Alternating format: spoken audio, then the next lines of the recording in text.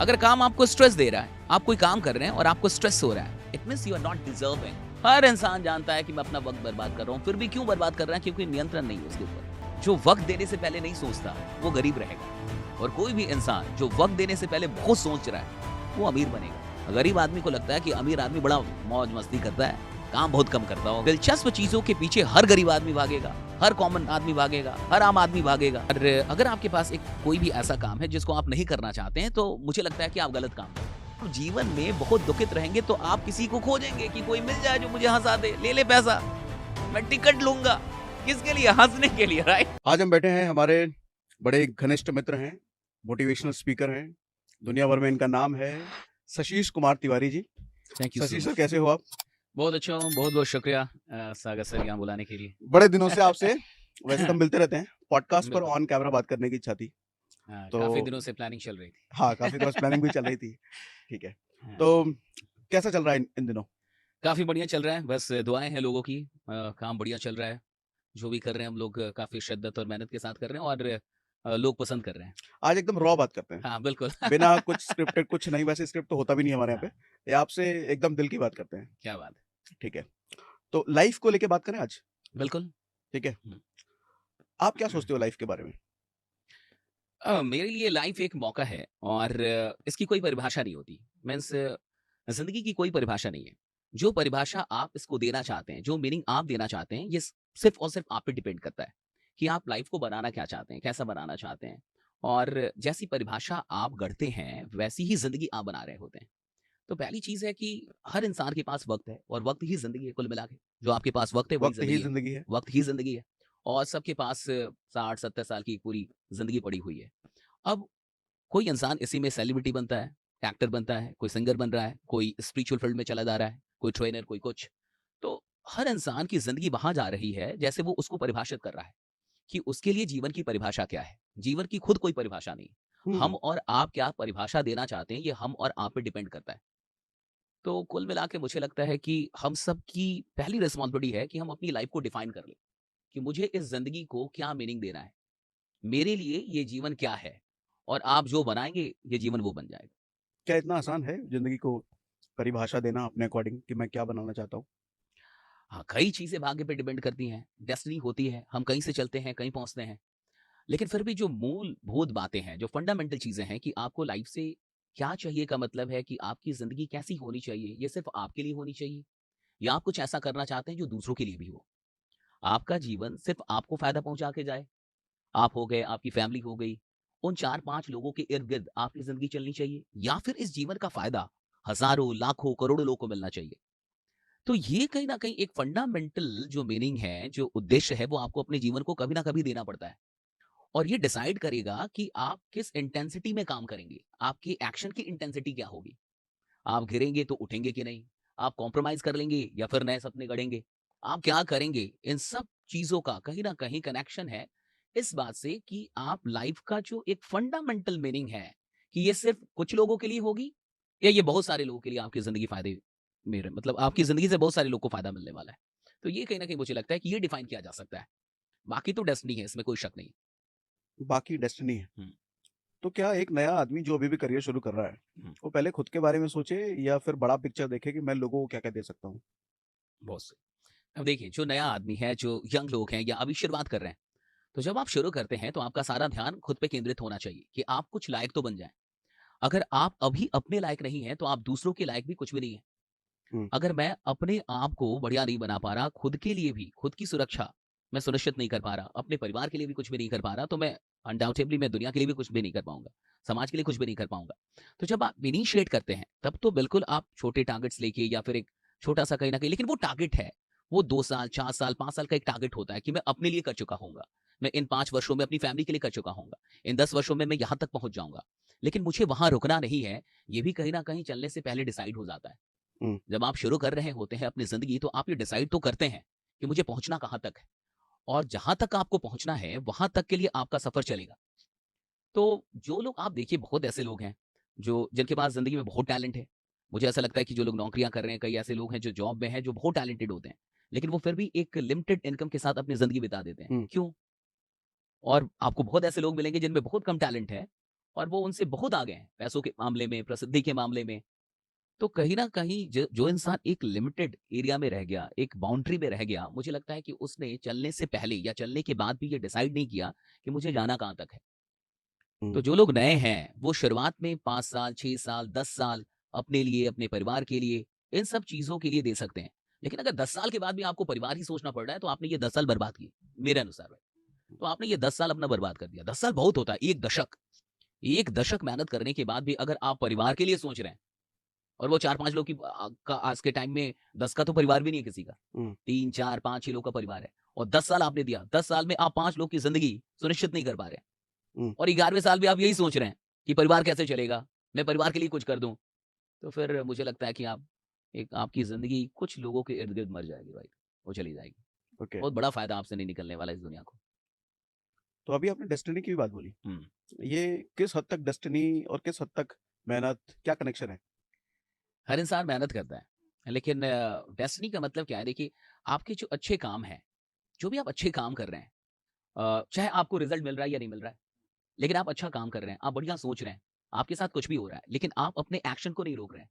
आप लगातार अच्छे काम करते चले जा रहे हैं, जो आपके पार्ट में है। जैसा कि भगवद गीता में है कि कर्म आपके हाथ में है, तो आप कर्म कर सकते हैं।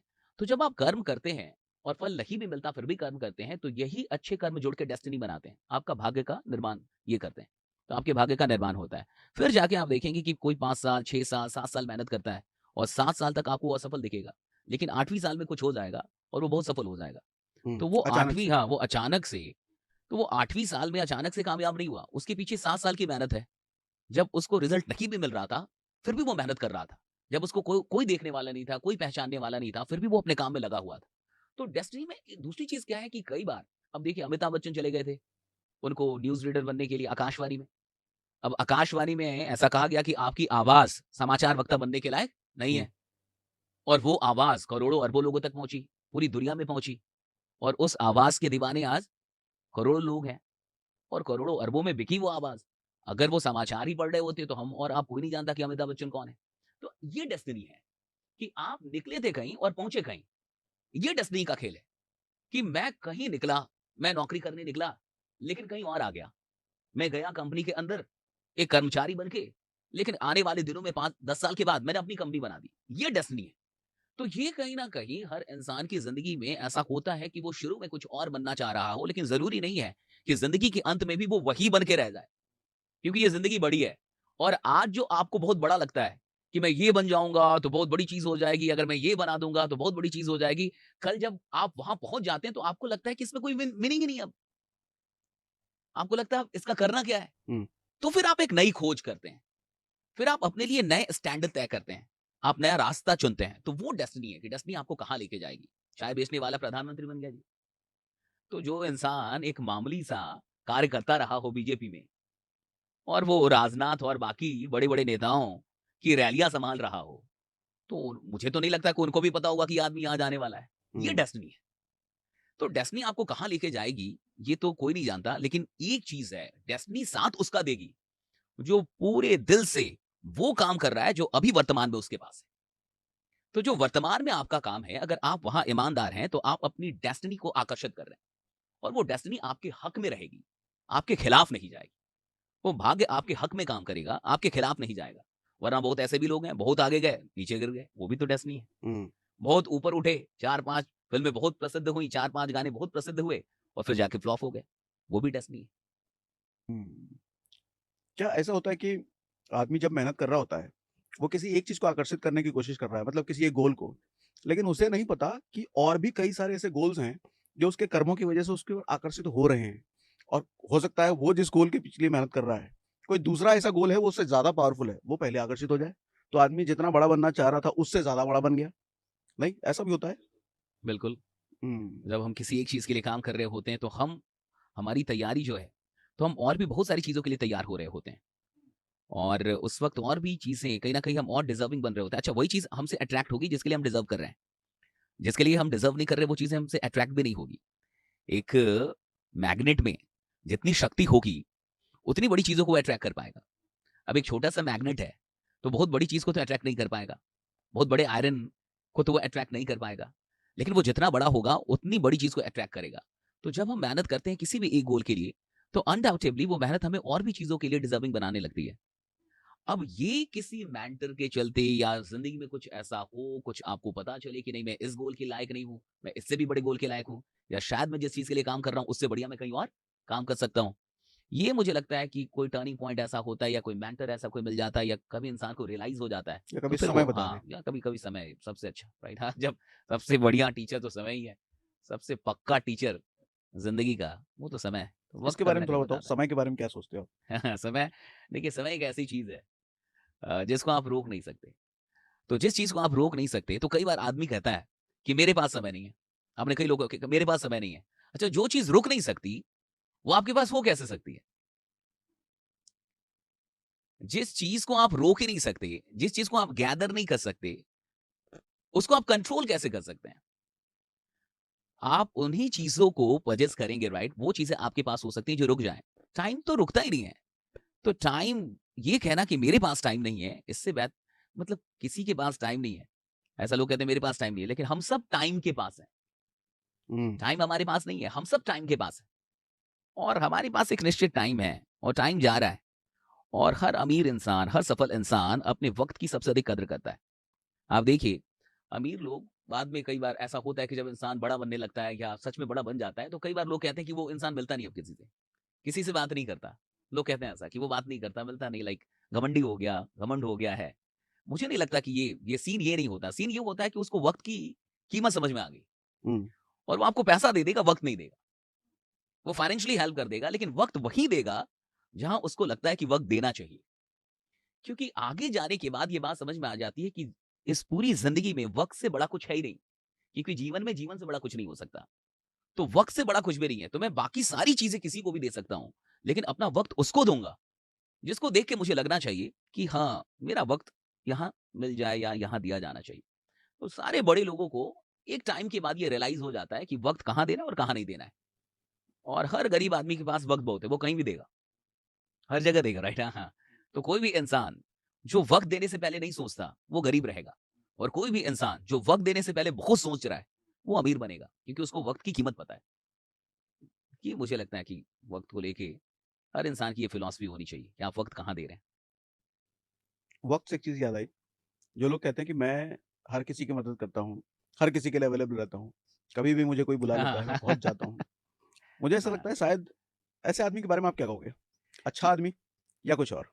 देखिए अब किसी ने अपने जीवन की यही परिभाषा तय कर ली हो कि मुझे किसी ने भी बुलाया, किसी ने भी कॉल किया, किसी ने भी मतलब मदद माँगी मुझसे तो मैं जाऊँगा। अगर उसके लिए जीवन यही है, तो वो बढ़िया कर रहा है। अब सवाल ये उठता है कि वो अपने इस प्रकार के व्यवहार से या ऐसे जीने से कितना खुश है। अगर उसकी खुशी इसमें है और उसको लगता है कि मेरा लाइफ इसमें एक बढ़िया मीनिंग मुझे मिल रहा है, मेरा जीवन सार्थक हो रहा है, तो बहुत बढ़िया है। हो सकता है वो कोई सोशल वर्कर हो, कोई सोशल एक्टिविस्ट हो, जो हर आदमी के लिए तैयार हो। लेकिन सब किसी के पास, हर आदमी के पास अपने-अपने लक्ष्य हैं, अपने-अपने गोल हैं, अपने-अपने ड्रीम्स हैं। तो ये मुझे लगता है डिपेंड करता है कि वो आदमी सोच क्या रहा है, वो करना क्या चाहता है ज़िंदगी में। हुँ, क्योंकि जितने अधिक लोग को आप वक़्त देंगे, ये भी है कि आप बहुत सारे लोगों से बहुत सारी चीज़ें सीखेंगे। हुँ, लेकिन ज़रूरी नहीं है कि उस दौर में आपका वक़्त खराब ना हो, हुँ, वक़्त खराब भी बहुत होगा। तो आप कैसे हैंडल करेंगे दोनों चीज़ों को हुँ। कि आप ज़्यादा सीख रहे हैं या ज़्यादा बर्बाद कर रहे हैं? आपको ज़्यादा मिल रहा है या ज़्यादा ऐसे ही चला जा रहा है? तो हुँ। इसके लिए आपको समीक्षा करनी होगी। मुझे लगता है कि समीक्षा ज़रूरी है। वक़्त अगर सबको ज़्यादा दिया जा रहा है दूसरों को, क्या इसका मतलब ये नहीं है कि वक़्त हम अपने लिए कम कर रहे हैं? और शायद कोई भी फ़ील्ड की सक्सेस या कामयाबी, मुझे ऐसा लगता है तब ज़्यादा होती है जब अपना समय अपने पर सबसे ज़्यादा लगाया जाए। आदमी अगर कोई अपना मैक्सिमम समय दूसरों को दे रहा है, तो अपने लिए कम नहीं कर रहा। देखिए, एक टाइम के बाद जब आप अपनी तैयारी पूरी कर लेते हैं, कुल मिला के जब आपने मान के चलिए आधी ज़िंदगी आप जी गए हैं, 30 साल के हो गए अब आप। तो 30 साल में जो आपको लगभग जो चीज़ें पढ़नी थी, खुद के ऊपर जो मेहनत करनी थी, खुद को जो बनाना था, लगभग आप बना गए। तो उसके बाद ये सारी चीज़ें जो होती हैं, कुल मिला के सेवा के लिए होती हैं। हुँ, आगे जाके आप सेवा करते हैं, सर्व करते हैं लोगों को। तो हम सबकी ज़िंदगी का अल्टीमेट पर्पस है टू सर्व, राइट? हम सब सर्व कर रहे हैं। जो चीज़ मेरे पास है, मैं उससे सर्व कर रहा हूँ, आपके पास कुछ है, आप उससे सर्व कर रहे हैं। तो हर इंसान के पास कुछ ना कुछ है, जो वो दुनिया को दे सकता है, सर्व कर सकता है। तो बाद में जाके जब मान के चलिए कि मेरे पास वो चीज़ें आ गई हैं और तब मैं लोगों के लिए ज़्यादा वक़्त दे रहा हूँ, तब तो ठीक है। हुँ, लेकिन अभी मेरे पास वो चीज़ें आई ही नहीं हैं। मैं उस लायक अभी हुआ ही नहीं हूँ। अभी मुझे ही नहीं लगता कि मेरे पास पर्याप्त चीज़ें हैं, जो सच में अब सब मैं कर सकता हूँ लोगों को। हुँ, हुँ। मुझे लगता है कि थोड़ा-सा टाइम फिर उस मामले में अधिक अपने ऊपर देना चाहिए। बाकी तो अब मान के चलिए कोई डीएम बन गया, मैं एग्ज़ाम्पल दे रहा हूँ। हुँ। अब वो डीएम हो गया, डिस्ट्रिक्ट मजिस्ट्रेट हो गया और वो अभी भी 17 घंटे पढ़ता है। फालतू डीएम है। हाँ। जब आपको डीएम बनना था, यूपीएससी करनी थी, तब आपको 17 घंटे पढ़ने थे। तब आपको 18 घंटे इतिहास पढ़ने थे। हाँ, सब कुछ पढ़ना था। लेकिन अब तो आप बन गए ना जिला अधिकारी। तो अब आपका काम लोगों से मिलना है, उन गरीब लोगों से मिलना है, हाँ, उन प्रताड़ित लोगों से मिलना है, जो आपके पास उम्मीद से आ रहे हैं कि आपसे मिलने के बाद उनका काम हो जाएगा। तो अगर उसके बाद भी कोई बोले नहीं, नहीं मैं तो पढ़ूँगा ही, मैं तो ज्ञान ही लूँगा अभी, मुझे तो आदत है 17 घंटे पढ़ने की, तो फिर वो बेवकूफ़ बेवकूफ़ है। आदमी है। हुँ। ज्ञान आपको एक काम तक पहुँचाने की का साधन है। ज्ञान आपको एक काम तक पहुँचाता है। आपकी सारी एजुकेशन, आपकी सारी नॉलेज आपको काम के लायक बनाती है। और जब आप किसी काम के लायक हो गए, तो अब वो काम आपको करना है। ज्ञान तो हो गया, एग्ज़ाम तो हो गया, चीज़ें तो हो गई और वो एक काम के लायक बनाने के लिए थी। अब काम मिल गया, अब काम कीजिए ना, तो फिर तो काम करना ही जीवन है फिर। हुँ। ये रिटायरमेंट के बारे में क्या सोचते हो? अभी काम के बारे में आपने बोला, लोग पैशनेट हैं आज के टाइम में, 45 में रिटायर होना है, 55 में रिटायर होना है, 50 में रिटायर होना है, अर्ली रिटायरमेंट हाँ। Early retirement. क्या फंडा चलता है आपके दिमाग में इसको लेके? मतलब क्या है रिटायरमेंट का आपके हिसाब से? देखिए, अधिकतर लोग को लगता है रिटायरमेंट का मतलब है काम से मुक्ति, कि अब काम नहीं करना पड़ेगा। और अगर आपके पास एक कोई भी ऐसा काम है जिसको आप नहीं करना चाहते हैं, तो मुझे लगता है कि आप गलत काम में हैं। अगर आपके पास कोई ऐसा काम है जो आप नहीं करना चाहते, तो आप गलत काम हाँ, में तो हैं। आप गलत काम में हैं, आप गलत ट्रैक पे हैं। आपको काम से मुक्ति चाहिए, यानी आपको कर्म से मुक्ति चाहिए। आपको कर्म से मुक्ति चाहिए, यानी आप गलत कर्म में कूद गए हैं, यानी आप मजबूरी में कुछ ढो रहे हैं। आप देखिए रिटायरमेंट का कॉन्सेप्ट जो है वो जॉब में देखें। जॉब वाले लोग रिटायरमेंट खोजते हैं, कि कब रिटायरमेंट होगी या रिटायरमेंट के बाद ज़िंदगी बढ़िया होगी या कम से कम मुक्ति मिल गई, राइट? तो यानी अधिकतर लोग जॉब मजबूरी में कर रहे हैं। आपको नहीं मिलेगा कोई अभिनेता जो बोले मुझे रिटायरमेंट चाहिए। वो तो वो तो 80 साल ज़िंदगी में भर भी काम करना वो चाहता तो है। 80 साल में भी काम कर रहा है। आपको कोई नेता नहीं मिलेगा जो बोलेगा अब तो मैं बहुत अधिक बूढ़ा हो गया, मुझे हटा दो सीएम से, अब छोड़ दो, अब मैं नहीं। तो जो लोगों को अपना काम प्रिय है और काम से मोहब्बत है, वो रिटायरमेंट नहीं खोजते। ये रिटायरमेंट का कंसेप्ट क्या है कि मैं आराम करूँगा। अब मुझे काम नहीं करना पड़ेगा। यानी काम से तुमको टेंशन होता है और अगर काम से आपको स्ट्रेस होता है, यानी आप काम के लायक नहीं। हुँ। अगर काम आपको स्ट्रेस दे रहा है, आप कोई काम कर रहे हैं और आपको स्ट्रेस हो रहा है, it means you are not deserving. आपको अपना स्किल बढ़ाने की जरूरत है कि आप अपने स्किल को बेहतर करें। काम में मजा कब आता है? जब आप काम के खिलाड़ी होते हैं। जब हुँ। आप अपने काम के मास्टर हैं, तो आप काम से बचना थोड़ी चाहते हैं। फिर तो आप काम में कूदना चाहते हैं कि मुझे काम दो यार, मुझे काम नहीं दोगे मैं मर जाऊंगा। तो हर सफल इंसान अपने काम का मास्टर होता है और इसलिए सफल लोग अपने काम से छुटकारा नहीं चाहते साहब। गरीब आदमी को लगता है कि अमीर आदमी बड़ा मौज मस्ती करता है, काम बहुत कम करता होगा। हुँ, ये हुँ। सबसे खराब मुझे लगता है माइंडसेट या फिर एक भ्रम है या फिर एक मिथ कहिए जो भारत में या बहुत सारे मिडिल क्लास को लगता है कि अमीर आदमी बड़े कम काम करते हैं। मुझे पूरा उल्टा दिखता है। मैं अमीरों को देखता हूँ वही 14-15 घंटे काम कर रहे हुँ। हैं। स्टारबक्स के फॉर्मर सीईओ हॉवर्ड शुल्ज वो 13 घंटे काम करते थे। तो 13 घंटे काम करने के बाद स्टारबक्स में फिर वो रात में जाके और अपने जो विदेश के कर्मचारी हैं, फॉरेन एम्प्लॉइज उनसे बात करते थे, उनकी मीटिंग करते थे। 13 घंटे काम कर रहा है स्टारबक्स का सीईओ, फॉर्मर सीईओ, और फिर उसके बाद रात में घर पे जाके फिर काम कर रहा है, लोगों से बात कर रहा है। आप मुझे बताइए। और जो एम्प्लॉय होगा वो वक्त देख रहा होगा कि कब 8 घंटे और मैं निकल जाऊं, कब 6 घंटे और मैं निकल जाऊं, और वो बेचारा 14-15 घंटे काम कर रहा है। तो मुझे लगता है कि सफल लोग धीरे-धीरे अपने काम से बहुत अधिक मोहब्बत में चले जाते हैं। उनको सच में काम से मोहब्बत हो जाती है और फिर उनके लिए काम काम रहता ही नहीं है। वो काम प्रेम बन जाता है। तो फिर उनको स्ट्रेस नहीं होता, उनको आनंद मिलता है। और जब तक आपका काम आपको स्ट्रेस दे रहा है, आप गरीब हैं। जिस दिन आपका काम आपको आनंद देने लगे, आपके अमीर बनने की शुरुआत हो चुकी है। आप अमीर बन रहे हैं। आप रिटायरमेंट नहीं खोजेंगे, राइट? हाँ, वो फाइनेंशियल प्लानिंग ज़रूरी है हाँ, हाँ। कि पैसा आए, एक टाइम के बाद इतने पैसे मुझे आने चाहिए। उसके मास्टर खिलाड़ी आप हैं, हाँ, ये कैसे आएगा 10 साल, 15 साल में कैसे चीज़ें बनती हैं। तो वो तो एक मैनेजमेंट है। लेकिन वो काम से छुटकारे के लिए नहीं, वो काम को बेहतर बनाने के एक लिए। बढ़िया लाइन आपने बोल दी बीच में कि मिडल क्लास या गरीब आदमी ये सोचता है कि अमीर आदमी बहुत कम काम करता कम काम है। करता है, मज़ा फ्री करता है होता है। बहुत। हाँ, मस्त, ज़बरदस्त। ठीक है। अमीरों की क्या डेफिनेशन है आपके हिसाब से? अमीर आदमी वही है जिसको अपने काम से मोहब्बत है, पहली चीज़। जो सिर्फ़ अपने लिए नहीं जी रहा, जिसके पास बड़े पर्पस हैं, बड़ा उद्देश्य है और वो जो भी काम कर रहा है, उस काम से वो बहुत सारे लोगों को सर्व करना चाहता है। हुँ। अमीर आदमी अगर सिर्फ़ अपने लिए काम करे तो बहुत जल्दी रुक जाएगा। कोई भी आदमी अगर सिर्फ़ अपने लिए काम कर रहा है, बहुत जल्दी रुक जाएगा। तो जो लोग समृद्ध बनते हैं, जो सच में समृद्धि को आकर्षित करते हैं, ये वो लोग हैं जो बहुत सारे लोगों के बारे में सोचते हैं। अगर वो बहुत सारे लोगों के बारे में ना सोचें, चाहे वो अपने प्रोडक्ट के ज़रिए, सर्विसेज़ के ज़रिए, राइट? लेकिन कहीं न कहीं उनके माइंडसेट में, उनके दिलो-दिमाग में लोग चलते हैं, हुँ। लोगों का फ़ायदा चलता है। ये अलग बात है कि उनको फ़ायदा होता है, कि हाँ, उनको भी फ़ायदा हो रहा है। लेकिन वो फ़ायदा इसलिए हो रहा है क्योंकि वो ज़्यादा से ज़्यादा लोगों के बारे में सोच रहे हैं। तो मुझे लगता है कि हर अमीर आदमी अपने बारे में सोचने का काम एक टाइम पे बंद कर देता है और वो फिर लोगों के बारे में, दुनिया के बारे में सोचने लगता है। और आप जितने अधिक लोगों के बारे में सोचेंगे, उतने अमीर बनेंगे आप। क्या अमीर बनने की रिक्वायरमेंट या सफल बनने की रिक्वायरमेंट अनुशासित होना है? अनुशासन ज़रूरी है जीवन में? बेल्जियम में एक आदमी रहता था, रेनॉल्ट तृतीय। वो बेल्जियम में रहता था, रेनॉल्ट तृतीय। तो उसके भाई ने उसको बंदी बना लिया, अपने भाई ने, और उसके सारे ज़मीन, जायदाद सब हड़प लिया, कब्ज़ा कर लिया। और ये जो रेनॉल्ट था, ये मोटा था, तो काफ़ी मोटा था। तो इसके भाई ने क्या किया कि इसको एक कमरे में बंद कर दिया और उस कमरे का जो दरवाज़ा था, वो बाकी कमरे के दरवाज़ों से छोटा था, सामान्य दरवाज़ों से छोटा था, जिससे वो मोटा आदमी बाहर ना निकल पाए। तो उसके भाई ने उससे एक डील किया कि अगर तुम इस दरवाजे से बाहर निकल गए, तो मैं तुम्हारा सब कुछ जो मैंने कब्जा किया है, वो सब कुछ लौटा दूँगा। तुम्हारा ज़मीन, तुम्हारी सारी चीज़ें मैं तुमको वापस कर दूँगा, ये मेरा वादा है। अब देखिए रेनॉल्ट के साथ क्या हुआ। अब इसका जो भाई था, ये बड़ा चालाक था। ये इसको बहुत बढ़िया-बढ़िया खाना भेजता था हुँ। कमरे के अंदर। और मोटा हो गया। स्वादिष्ट, हाँ। हुँ। बहुत बढ़िया-बढ़िया खाना भेजता था। एक से एक लाजवाब डिशेज़। इससे रहा नहीं जाता था। और आपको जान के हैरानी होगी कि वो रेनॉल्ट तृतीय ज़िंदगी भर उसी कमरे में रहा। वो बाहर नहीं निकल पाया। यानी स्वतंत्र होने के लिए जो अनुशासन चाहिए था, उस फ्रीडम के लिए जो कीमत चुकानी थी, वो नहीं चुका पाया, क्योंकि वो डिसिप्लिन नहीं था। डिसिप्लिन की कीमत देखिए कितनी बड़ी है। हर चीज़ आपके लिए बाहर रखी हुई है उस दरवाजे के बाहर। आपके पास आज़ादी है, एक बढ़िया ज़िंदगी है, फ्रीडम है, सारी चीज़ें हैं, लेकिन आपसे नहीं हो पा रहा क्योंकि आपका खुद पे कंट्रोल नहीं है।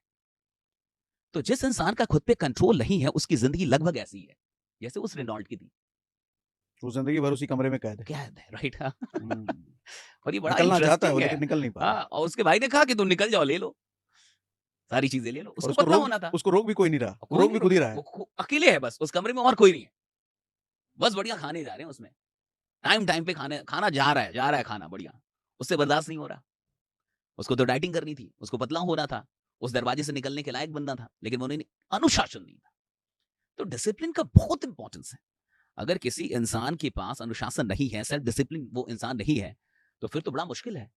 कि कमरे से वो बाहर निकल पाए। हाँ, आज तो बहुत सारे कमरे बन गए हैं ऐसे। अब तो डिजिटल दुनिया है। इतनी सारी चीज़ें आपको बाँध लेंगी कि आप बाहर निकल ही नहीं पाएँगे। आपकी जो आज़ादी है, आपकी जो सफलता है, आपकी जो समृद्धि है, आप जहाँ पहुँच सकते थे, आप पहुँचेंगे नहीं। तो डिसिप्लिन तो मैंडेटरी है, अगर आप आगे जाएँगे तो अनुशासन के ही दम पे जाएँगे। परिभाषा क्या है आपके हिसाब से अनुशासन की? Controlling yourself for the good. खुद को अच्छी चीज़ों के लिए नियंत्रित करना और डिस्ट्रैक्ट होने से बचाना। हर इंसान जो डिस्ट्रैक्टेड है, हर इंसान जो अपना वक़्त बर्बाद कर रहा है, उसको पता है कि मैं अपना वक़्त बर्बाद कर रहा हूँ। हर इंसान जानता है कि मैं अपना वक़्त बर्बाद कर रहा हूँ, फिर भी क्यों बर्बाद कर रहा है? क्योंकि नियंत्रण नहीं है उसके ऊपर। वो कंट्रोल नहीं कर पा रहा। डिसिप्लिन का मतलब है ये जानना कि मुझे ये चीज़ अच्छी नहीं लग रही, लेकिन अगर ये चीज़ मेरे लिए ज़रूरी है, तो मैं फिर भी करूँगा। 2 चीज़ें हैं, एक इंटरेस्टिंग और एक नेसेसरी। हुँ। तो कोई चीज़ हो सकती है कि ज़रूरी है, लेकिन इंटरेस्टिंग नहीं है साहब। हुँ, हुँ। पढ़ना ज़रूरी हो सकता है, लेकिन इंटरेस्टिंग शायद ना हो किसी के लिए। हो सकता है जिम में जाना आपके लिए ज़रूरी हो, लेकिन जिम में जाना आपके लिए इंटरेस्टिंग ना हो। तो जो इंसान ज़रूरी चीज़ों को पकड़ता है, चाहे वो इंटरेस्टिंग हो या ना हो, तो वो अनुशासित है। और ज़िंदगी में यही देखना है कि मेरे लिए ज़रूरी क्या है। कई बार इंटरेस्टिंग चीज़ें ज़रूरी नहीं होती। जो चीज़ें दिलचस्प हैं, वो आपका जीवन बनाती नहीं है, कई बार बिगाड़ रही होती हैं। हुँ। तो दिलचस्प चीज़ों के पीछे हर गरीब आदमी भागेगा, हर कॉमन आदमी भागेगा, हर आम आदमी भागेगा। और इस दुनिया में कितनी दिलचस्प चीज़ें अब हैं, इस पे तो घंटों बात हो सकती है।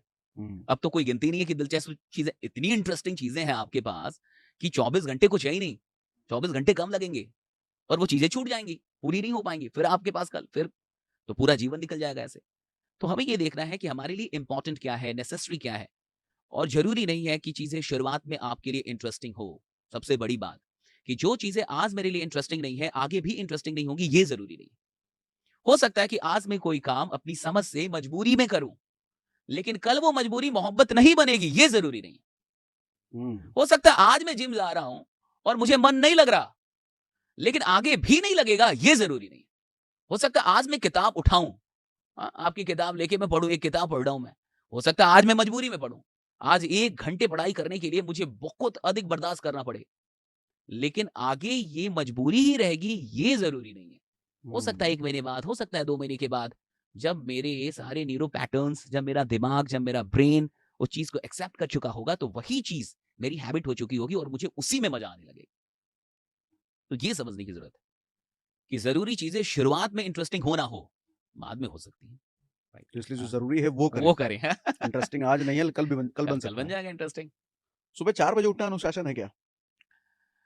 हर इंसान के लिए ये अलग अलग हो सकता है सुबह का उठना, क्योंकि कौन इंसान कब सो रहा है, हम्म, दैट मैटर्स। आप सो कब रहे हैं और कितने घंटे सो रहे हैं।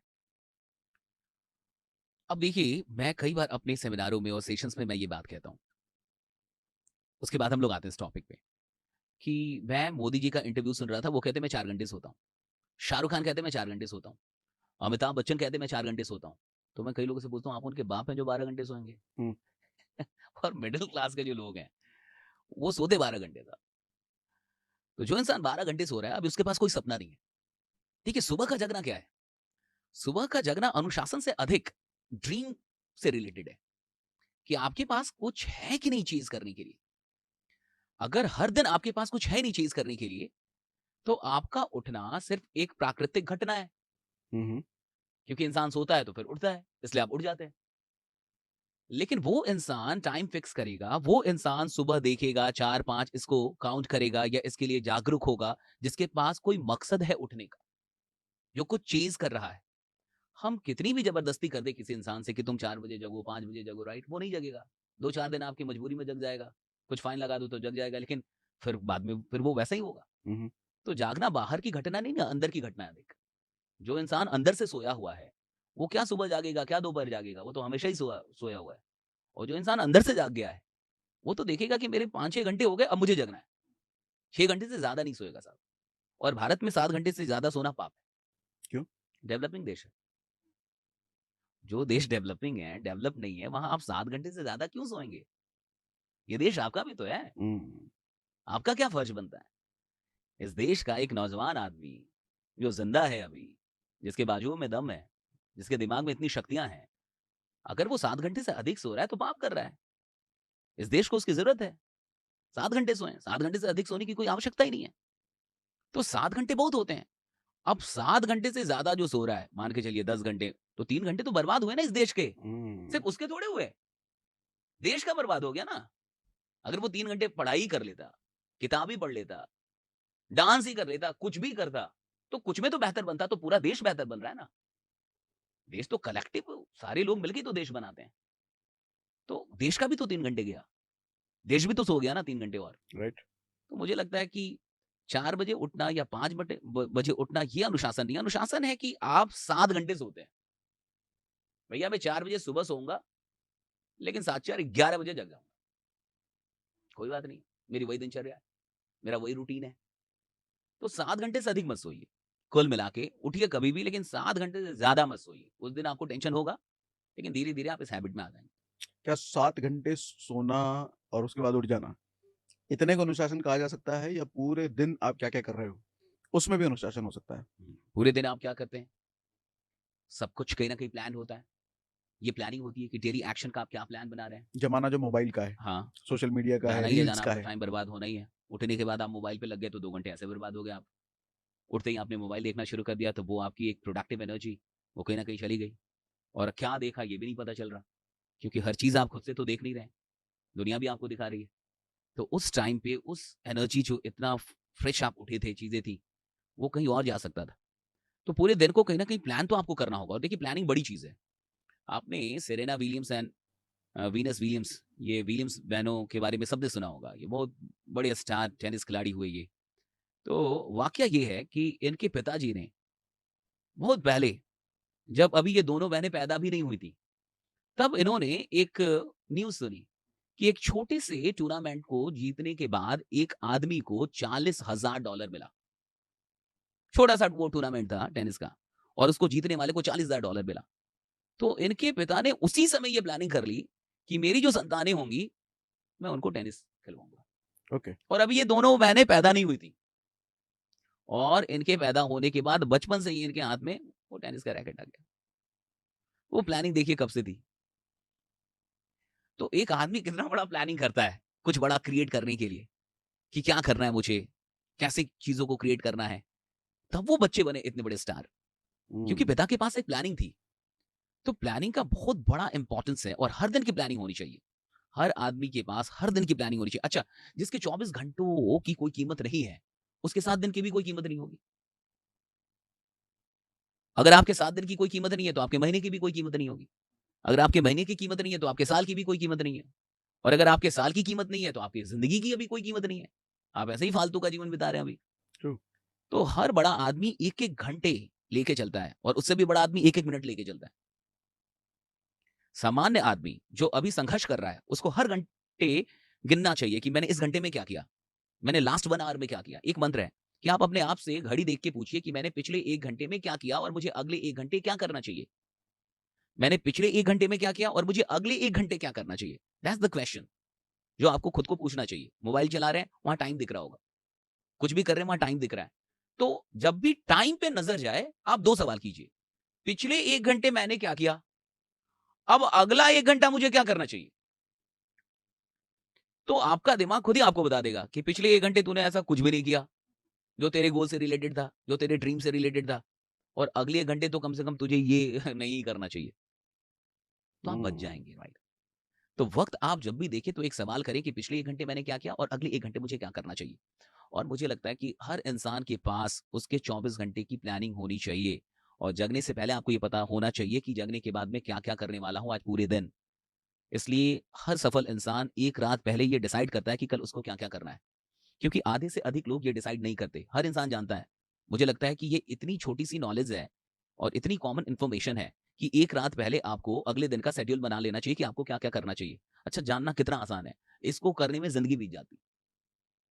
आपको लाख में 1 आदमी मिलेगा, जो पिछले 1 साल का रिकॉर्ड दिखा देगा कि हर रात देखिए मैं लिखता हूँ, हर रात देखिए मैं लिखता हूँ। लाख में 1, जिसके पास 365 दिन लगातार जिसने इस आदत को जिया हो।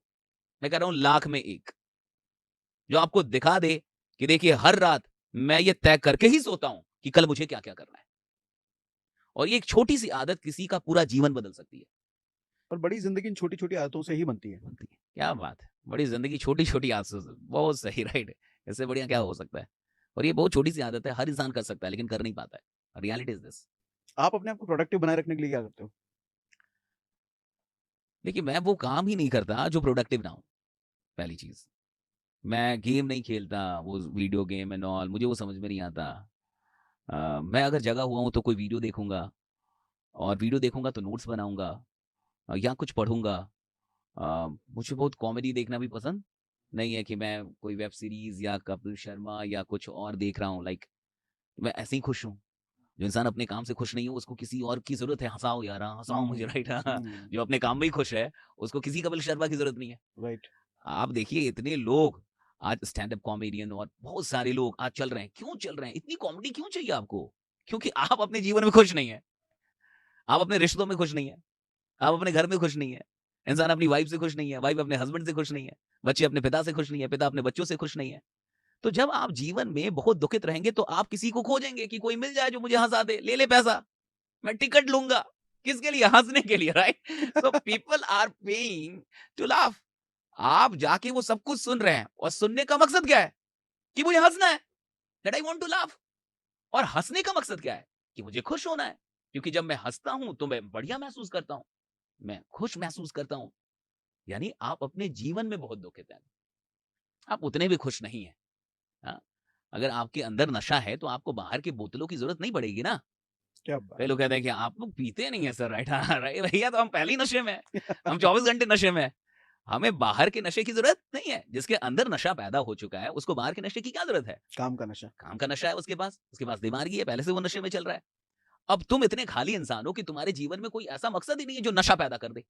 हुँ, तुम इतने खाली आदमी हो, जिसके जीवन में इतनी शक्ति ही नहीं है, इतना साहस ही नहीं है कि कोई नशा पाल लो, जो बड़ा नशा हो। तो तुम्हें छोटे-छोटे नशे, वो जो बाहर के नशे हैं, उसकी ज़रूरत पड़ेगी, खुद को आनंदित महसूस करने के लिए, क्योंकि वो नशा भी आनंदित ही महसूस करवाता है। तो हुँ। मुझे यही लगता है कि कुल मिला के आप देखिए, तो जो भी लोग आगे बढ़ रहे हैं, साहब, वो प्रोडक्टिव कामों में ही बहुत खुश होते हैं। वो प्रोडक्टिव कामों से निकलते हैं तो दुखित होते हैं थोड़े। हुँ, वो प्रोडक्टिव काम करते हैं, वो बहुत खुश होते हैं। तो मेरे साथ क्या है कि किताबें पढ़ना फिर या फिर वीडियो देखना, और मैं जब भी देखता हूँ तो मैं नोट्स बनाना चाहता हूँ, और मुझे नोट्स बनाने में बड़ा मज़ा आता है। तो मैं लिखता हूँ, मुझे लिखने में बड़ा मज़ा आता है, किसी से कोई बात सुन के लिखना। तो और बाकी मुझे लगता है अच्छे लोगों से बातचीत करना, कुछ अच्छी चीज़ें देखते रहना, और इन सब चीज़ों से आपकी प्रोडक्टिविटी होती रहती है, बढ़ती रहती है। समय खराब करने वाले आम तौर पर कौन-कौन से काम होते हैं जो लोग करते हैं, जो आप नहीं कर रहे? अभी जैसे 2-3 काम अरे आपने हम लोग बता भी, दिए। मतलब पहले हम लोगों ने भी किया है, चैटिंग हो गई, चीज़ें हो गई, ऐसा नहीं है कि सब वो कुछ ना कुछ करके ही वो जब गुज़रते तक हैं। काम वो हाँ, नशे वाला नहीं मिला तब तक। तब तक हाँ, तो और कई बार काम मिलने के बाद भी होता रहा, ऐसा नहीं है कि काम मिलने के बाद नहीं हुआ, फालतू का आप बातचीत कर रहे हैं, फालतू की चैटिंग कर रहे हैं। तो मुझे लगता है कि सोशल मीडिया पे जो प्लेटफ़ॉर्म है, वहाँ जो चैटिंग है, चीज़ें हैं, किसी को फ़ॉलो करना, पीछा करना, उससे बात करना, उसमें बहुत टाइम ज़ाया होता है, मेरे ख़्याल से। तो बहुत ऐसे काम हैं, एक तो वो काम हो गया, दूसरा अगर आपको किसी चीज़ को देखने का चस्का लग गया है, हुँ, चाहे वो कुछ भी हो, वेब सीरीज़ हो, फ़िल्में हों, सीरियल्स हों, ये आपका बहुत टाइम किल कर देती हैं। अ, जो खास प्रोडक्टिव हुँ, चीज़ें नहीं हैं, हुँ, मेरे हुँ। ख़्याल से, हाँ। कुल मिला के वो एक कहानी है और एक चीज़ें हैं जिसमें आप फँसते चले जाते हैं और आप लंबा टाइम खराब कर लेते हैं अपना। और रील्स हैं अब, अलग-अलग रील्स हैं, तो आप क्या देख रहे हैं, दैट मैटर्स, कि किस प्रकार के रील्स आप देख रहे हैं। तो ये सारी चीज़ें कहीं न कहीं आपका टाइम बर्बाद करती हैं। कुल मिला के मोबाइल ही आपका टाइम बर्बाद करने के लिए काफ़ी है। एक अकेला काफ़ी है आपका पूरा जीवन बर्बाद कर देने के लिए। एक मोबाइल अकेला काफ़ी है किसी का भी जीवन बर्बाद कर देने के लिए, अगर उस इंसान में इतनी समझ ना हो कि उसको क्या देखना है और क्या नहीं देखना है। और उसको कब मोबाइल ऑन करना है और कब उसे मोबाइल ऑफ कर ले। और मुझे लगता है कि कभी-कभी मोबाइल ऑफ कर लेना चाहिए, क्योंकि तब ज़िंदगी ऑन हो जाती है। हुँ, हाँ, और मैं युवाओं से ये कहूँगा कि अगर कोई यूथ देख रहा है, तो मुझे लगता है कि उसको रात में 8, 9, 10 बजे के बाद मोबाइल ऑफ कर देना चाहिए, एक टाइम बना के। मुझे लगता है कि रात आपका बहुत अच्छा होना चाहिए। अगर किसी को अपना जगना, अपनी सुबह बढ़िया करनी है, तो उसको अपने रात पे ध्यान देना होगा, और रात खराब है लोगों की। जिस इंसान की रात खराब है साहब, उसकी सुबह खराब ही होगी। वो बाबू उन्हीं सोना भी रात विचारों को के ही साथ होता है। जगेगा। हाँ? बाबू सोना भी रात को ही हाँ, होता तो है। वही बात है। तो सारी चीज़ें रात में है। आप देखिए, सारी सारी चीज़ें ही रात में है। हाँ, वो हर चीज़ जो आपको डिस्ट्रॉय कर सकती है, वो हर चीज़ जो आपको कहीं न कहीं खराब फ़ील करा सकती है, वो सब रात की ही चीज़ें हैं। तो जिसने अपना रात सँभाल लिया, जिसने अपने रात को बढ़िया बना लिया ना, उसकी ज़िंदगी बढ़िया होगी। और रात को बढ़िया बनाने के लिए चीज़ें क्या है, देखिए, आप कंट्रोल तो नहीं कर सकते, मेरा अपना मानना है। हुँ, किसी भी इंसान में इतना सामर्थ्य नहीं आता कि वो अपने आप पे सच में 100% नियंत्रण कर ले। तो वो क्या कर सकता है कि जिस चीज़ से वो अनियंत्रित होता है, उसको हटा दे। जैसे? जैसे जो चीज़ आपको अनियंत्रित होने पे मजबूर कर रही है, जो चीज़ आपको कंट्रोल से बाहर जाने पे मजबूर कर रही है, आपको ये पता चल गया कि ये ट्रिगर है, इसके चलते मेरा मूड खराब होता है, या इस चीज़ के चलते मैं ऐसा करने लगता हूँ, वो चीज़ ही हटा दीजिए। That's the only option. जैसे मैंने कहा कि 8, 9, 10 बजे के बाद आप मोबाइल ही बंद कर दीजिए, हटा दीजिए, करना क्या है? उसको साइड कर दीजिए, इंटरनेट में चलाइए, बच गए आप। अगर वो चलेगा, तो आप कहीं न कहीं तो स्लिप होंगे, हुँ, क्योंकि मन तो आपके साथ लड़ता ही रहता है, लॉजिक्स तो चलते ही रहेंगे, तो किसी न किसी लॉजिक में तो आपको फँसा ही लेगा। आज भर, कल से देखेंगे, राइट, कल से नहीं, तो कहीं न कहीं फँस जाएँगे आप। तो मुझे लगता है कि जो भी चीज़ें आपको कंट्रोल से बाहर लेके जाती हैं, आपको ये पहले फाइंड आउट करना है कि कौन-सी चीज़ें मुझे मेरे कंट्रोल के बाहर लेके जा रही हैं, कौन-सी चीज़ें मुझे ऑफ द ट्रैक लेके जा रही हैं, और उन चीज़ों से मैं कैसे बच सकता हूँ, that is the solution in my eyes. क्योंकि तब तक आप में इतना सामर्थ्य अभी नहीं आता कि आप अपने व्यक्तित्व से कंट्रोल कर लें चीज़ें। अभी इतना बड़ा व्यक्तित्व नहीं हुआ होता है। और ये शायद बनाने में पूरी ज़िंदगी लग जाती है। लगेगी। सबको देना है टाइम, सबकी अपनी-अपनी कहानियाँ हैं। एक रील देखा मैंने आपका, हुँ, उसमें आप कह रहे हैं मेहनत पे फ़िदा नहीं, हुँ। अपनी मेहनत पे फ़िदा हो फिदा जाओ, ऐसा हाँ, कुछ। हाँ। ये लाइन बड़ी अच्छी लगी मुझे, इसके बारे में थोड़ा बताओ? हाँ, ये हाल-फिलहाल में भी हम लोग कई जगह पे मैं जा रहा हूँ पिछले 6-7 महीनों से, तो मैं ये बात कर रहा हूँ कि हर आदमी को एक सवाल पूछना चाहिए कि क्या वो अपनी मेहनत पे फिदा है? हुँ, हुँ। और इसका जवाब आपके पास आ जाएगा तुरंत हाँ या ना में, कि क्या आप अपनी मेहनत पे फिदा हैं? और अगर आप अपनी मेहनत पे फिदा नहीं हैं, तो खुदा आप पे कैसे फिदा हो सकता है? फिर भगवान आप पे कैसे फिदा हो?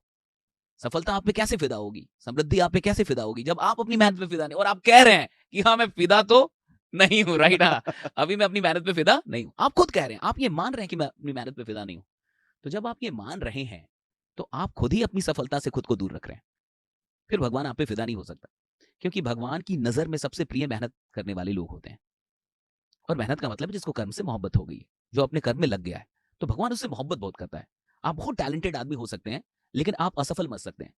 और कोई ऐसा आदमी जो साधारण आदमी है, लेकिन उसने मेहनत की, तो मुझे लगता है कि ईश्वर की कृपा उसको मिल सकती है। तो हुँ। आप अपनी मेहनत पे फिदा हैं कि नहीं? ये हर इंसान को पूछना चाहिए। मुझे लगता है पूरे भारत को अपने आप से ये पूछना चाहिए लोगों को, कि क्या मैं अपनी मेहनत पे फिदा हूँ? और याद रखिए जिस दिन आपका जवाब है कि मैं अपनी मेहनत पे फिदा हूँ, तो आप सफलता के बहुत करीब हैं। अब आपको सफल होने से कोई रोक नहीं सकता। इंसान के हाथ में तो है साहब उसको सफल बना लेना। लेकिन इस मोमेंट तक आने में, इस क्षण तक आने में वक़्त लगता है। जब आप इसका जवाब हाँ दे पाएँ और 6 महीने आपको कभी ना कभी एक फ़ेज़ लाना होगा ज़िंदगी में 180 डेज़ का, जब हर दिन इस सवाल का जवाब हाँ हो। हर रात इस सवाल का जवाब हाँ हो। मैं अपनी मेहनत से खुद इम्प्रेस हूँ, तब। तभी तो बड़ी चीज़ें आपकी ओर आकर्षित होंगी। जो इंसान अपनी मेहनत से अभी प्रेम नहीं कर पा रहा और वो खुद ही इम्प्रेस नहीं है, तो उससे चीज़ें, बड़ी चीज़ें कैसे इम्प्रेस होंगी? देखते हैं। गायत्री मंत्र के बारे में बात कर सकते हैं? हाँ। वो जो वजह आपने बताई थी आपके राइज़ होने की। मुझे कुछ लोगों ने कहा कि नहीं बताना चाहिए। ख़ैर, तो वो चीज़ें ये है कि मैं 2022 में अगर अ, कंसर्न है तो नहीं भी बता सकते नहीं, आप। नहीं, हम लोग बात करते हैं। 2022 में दिसंबर में 18 दिसंबर को हैदराबाद में मेरा एक प्रोग्राम था। मैंने वो प्रोग्राम लिया और 200-300 लोग थे। 3-4 घंटे का सेशन था। उसके बाद कुछ लोग आए, जैसा कि हर सेशन के बाद सबके पास लोग आते हैं। उसमें एक 60-65 साल के एक बुज़ुर्ग आदमी थे। वो आए और कहे कि एक फ़ोटो। तो मैंने उनके साथ फ़ोटो लिया। तो फिर बोले, "बेटा बहुत अच्छा बोलते हो।" वो क्लास 1 ऑफ़िसर थे, रिटायर्ड थे कहीं से। बोले, "बेटा बहुत अच्छा बोलते हो। गायत्री मंत्र का जाप किया करो।" तो उससे पहले भी मैं इस्कॉन में से परिचित हूँ और इस्कॉन में मैं जाता था, बहुत वर्षों से। और मैं चैंटिंग का महत्व समझता हूँ, कि चैंटिंग क्या करती है, चैंटिंग में क्या दम है, क्या शक्तियाँ हैं चैंटिंग के अंदर, क्या इसके पीछे मनोविज्ञान है, फ़िलॉसफ़ी क्या है। तो मैं सब जानता था, लेकिन मैं कभी चैंटिंग किया नहीं। लेकिन जब उस इंसान ने ये बात बोली कि बेटा गायत्री मंत्र पढ़ो, हाँ, पढ़ा करो, सुबह-सुबह उठ के गायत्री मंत्र पढ़ो। तो हैदराबाद से दिल्ली आते वक़्त पूरी फ्लाइट में मेरे दिमाग में एक ही बात चलती रही कि उनको ये कैसे पता था कि मैं नहीं पढ़ता हूँ? हुँ, उन्होंने मुझसे पहले कन्फर्म क्यों नहीं किया कि बेटा तुम पढ़ते हो या नहीं पढ़ते। मैं कोई चीज़ आपको बोलूँगा तो उससे पहले मैं एक बार कन्फर्म तो करूँगा कि अच्छा आप कॉफ़ी पीते हैं कि नहीं पीते? मैं डायरेक्ट बोलूँगा कॉफ़ी पिया कीजिए जी। तो मैं एक बार पूछ तो लूँ कि कॉफ़ी पीते हैं कि नहीं पीते हैं? मेरे दिमाग में एक बात घूमने लगी कि ये आदमी कैसे जानता है कि मैं नहीं पढ़ता हूँ? उन्होंने मुझसे क्यों नहीं पूछा कि आप पढ़ते हैं कि नहीं? और इस बात ने मुझे मजबूर कर दिया। फिर मैं आया, मैंने सारी चीज़ें ऑर्डर की। मुझे लगता है ये एक और चीज़ मैं बता रहा हूँ। आप चैंटिंग तब तक नहीं कर पाएँगे जब सारी चीज़ें आप मँगवा नहीं लेंगे। तो आपको वो माला, मालाओं को रखने वाली चीज़ें, सारी चीज़ें मँगवा लें। अगर आप कुछ भी करना चाहते हैं पहले रिसोर्सेज़ इकट्ठा कर लीजिए। It's very important. कई बार हमारे पास रिसोर्सेज़ ही हम इकट्ठा नहीं कर पाते जिसके चलते डिले होते रहता है। फिर मैं आया और मैंने सारी चीज़ें मँगवाई और 2 जनवरी 2023 से लेके अब तक माँ के आशीर्वाद से और भगवान की कृपा से कोई एक भी ऐसा दिन नहीं है 2 जनवरी 2023 से लेके अभी आज हम लोग जब बैठे हैं यहाँ पे हुँ, 2024 में लगभग डेढ़ मई साल में, हो चुके हैं। हाँ, कोई एक भी दिन नहीं है नॉट अ सिंगल डे जब मैंने सुबह की शुरुआत बिना चैंटिंग के की हो। तो मैं नहा के चैंटिंग कर चाहे मैं कहीं भी रहूँ, होटल में रहूँ, इधर जाऊँ, उधर जाऊँ। मुझे 1-2 बार बुखार हुआ रात में, फिर भी मैं अगली सुबह नहा के चैंटिंग किया ही किया। तो और उसका फ़र्क क्या देखने को मिला आपको? उसके बाद बहुत सारी चीज़ें हुई राइट। मुझे लगता है कि भगवान के नाम में चूँकि हर आदमी आप देखिए जितने भी अध्यात्म से जुड़े हुए लोग हैं, चाहे प्रेमानंद महाराज हों, उनकी वीडियो सबने देखी है। वो हमेशा कहते हैं कि नाम में बड़ा तप है। तो सब लोग कहते हैं कि कलयुग में नाम ही सब कुछ है, कि अगर आप ईश्वर का नाम जप कर रहे हैं, तो आप डेफ़िनिटली ब्लेस्ड होंगे ही होंगे। और उनकी तो 1-2 वीडियो मैंने ऐसे देखी है कि उन्होंने कहा है कि आप नाम जपिए और आपको हर चीज़ मिल जाएगी। आप जो कुछ भी सोच रहे हैं, हुँ, व्हाटएवर उन्होंने सीधे-सीधे कहा है कि आप राधा, राधा कोई भी नाम, वो कहते हैं कोई भी नाम आप जो ओके कि पैसा इतना आ जाएगा कि तुम सोच ही नहीं पाओगे कि इतना पैसा भी मेरे पास जीवन में कभी आएगा। और वो तो ओपनली बोले हैं, कई बार बोले हैं। लेकिन फिर भी क्या सब लोग चैंटिंग कर रहे हैं? नहीं करते हैं। यही तो खतरनाक चीज़ है हमारे देश की, कि बाबा रामदेव योग सिखाएँगे तो इंग्लैंड सीख जाएगा, अमेरिका सीख जाएगा, बाकी लोग उसको अपना पैशन बना लेंगे। लेकिन इस देश में जब तक आप बीमार नहीं पड़ेंगे, योगा नहीं करेंगे। जब तक कुछ हो ना जाए तब तक हम लोग वो चीज़ें नहीं समझ पाते। तो मुझे लगता है कि चैंटिंग के बहुत फ़ायदे होते हैं, जो इंसान करेगा वही समझ पाएगा। क्योंकि जब आप 1.5 साल इस काम को कर लेंगे तो अब आपसे एक भी दिन बिना उस चीज़ के आप रह ही नहीं पाएँगे। ओके। यस, शुरू में मुझे 10-20 मिनट करने में भी प्रॉब्लम थी। मुझे मतलब समझिए एफर्ट लगाना पड़ता था, 10 मिनट बैठने के लिए और चैंटिंग करने के लिए। अब मैं 1.5 घंटे, 1 घंटे, इससे कम नहीं करता और वो आपको बहुत मज़ा आने लगेगा फिर। मतलब राइट। आप जुड़े और लेकिन यही एक सबसे बड़ी बात क्या है? देखिए गरीब और अमीर आदमी या सफल या असफल आदमी में अंतर किसका? अवधि का, टाइम पीरियड का अंतर है। गरीब आदमी भी मोटिवेटेड रहेगा, गरीब आदमी भी समर्पित रहता है, असफल आदमी भी त्याग करता है साहब। हर वो लक्षण जो अमीर बनने के और सफल बनने के चाहिए, वो एक असफल और गरीब आदमी में भी होते हैं। लेकिन कब के लिए होते हैं? 1 महीने के लिए, 2 महीने के लिए, 7 दिन के लिए। वो अनुशासित था 7 दिन के लिए, हुँ, वो डेडिकेटेड था 7 दिनों के लिए। और जो इंसान बड़ा बनता है, उसमें यही चीज़ें लंबे वक़्त तक होती हैं। तो सवाल इसका नहीं है कि मुझ में क्वालिटी है या नहीं है, सवाल इसका है कि उन क्वालिटीज़ को मैं कितने लंबे टाइम तक मेंटेन कर पाया। हर आदमी में ही लक्षण है, सारे लक्षण हैं बड़ा बनने के, सफल होने के, महान होने के। लेकिन वो लक्षण बहुत कम दिनों तक उसके अंदर रहते हैं। बाद में वो नहीं रह पाते, वो कंटिन्यू नहीं कर पाता। तो अगर आप लंबे टाइम तक किसी भी चीज़ को कंटिन्यू करेंगे, चाहे वो चैंटिंग हो, चाहे वो कोई भी चीज़ हो, तो फिर आपको वो राज़ समझ में आने लगेगा और आप जुड़ जाएँगे उस चीज़ से और आप उसको बता नहीं पाएँगे। You um, you won't be able to express it. आप शब्दों में नहीं बता पाएँगे कि वो क्या है, उसकी फीलिंग क्या है, उससे क्या होता है।